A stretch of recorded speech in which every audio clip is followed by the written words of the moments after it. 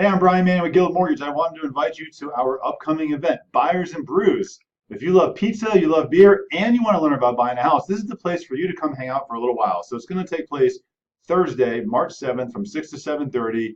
All the beer and pizza is on me, so it doesn't cost you anything. And we're going to talk about all kinds of stuff in this event. So we're going to look at obtaining a mortgage. We're going to talk about down payment assistance. We'll look at CHAFA, which is the Colorado Housing and Finance Association, their down payment assistance product, and even at Guild, we have our very own first-time homebuyer products, such as a 321, which we'll talk about, which gives you a $2,000 Home Depot credit and a $1,500 credit towards your closing costs. We have another down payment assistance option, which allows you to buy a home with 100% financing, no PMI, and on and on and on. There's so many great options that we're going to talk about. We'll also look at credit scores.